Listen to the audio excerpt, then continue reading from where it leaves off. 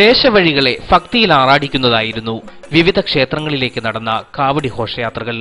പാട്ടമ്പലങ്ങളിൽ നിന്നും ക്ഷേത്രങ്ങളിൽ നിന്നും ആരംഭിച്ച ഘോഷയാത്രകൾ വർണ്ണാഭമായപ്പോൾ നൂറുകണക്കിന് ഭക്തജനങ്ങളാണ് കുംഭച്ചൂടിനെ അവഗണിച്ച് ക്ഷേത്രങ്ങളിലെത്തിയത്. തിരുനക്കര ശ്രീ മഹാദേവ ക്ഷേത്രത്തിൽ ശിവരാത്രി ചടങ്ങുകൾ പുലർച്ചെ ആരംഭിച്ചു. ഇതോടനുബന്ധിച്ച് നടന്ന ശിവരാത്രി പ്രാതലിൽ നിരവധി ഭക്തജനങ്ങളാണ് പങ്കെടുത്തത്.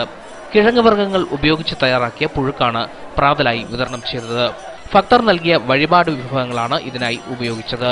തോട്ടയ്ക്കാട് ശ്രീ ശങ്കരനാരായണ സ്വാമി ക്ഷേത്രത്തിലേക്ക് കുരുതിമാൻകാവ് ക്ഷേത്രം, ഉമ്പിടി, ഊന്നുകല്ല്, മാടത്താനി എന്നിവിടങ്ങളിൽ നിന്നാണ് കാവടി ഘോഷയാത്രകൾ പുറപ്പെട്ടത്.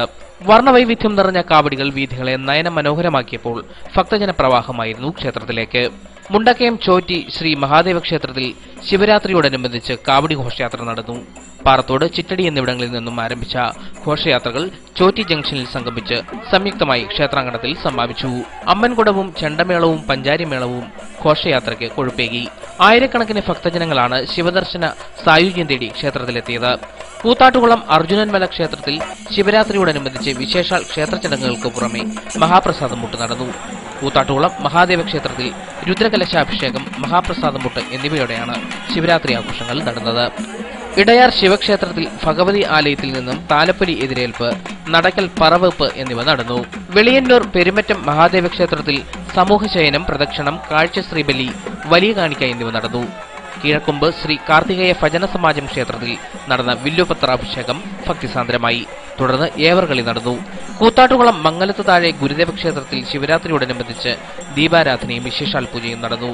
ശിവരാത്രി ആഘോഷങ്ങളുടെ ഭാഗമായി തൊടുപുഴ കാഞ്ഞിരമറ്റം മഹാദേവ ക്ഷേത്രത്തിലേക്ക് നടന്ന കാവടി ഘോഷയാത്ര ഭക്തിസാന്ദ്രമായി.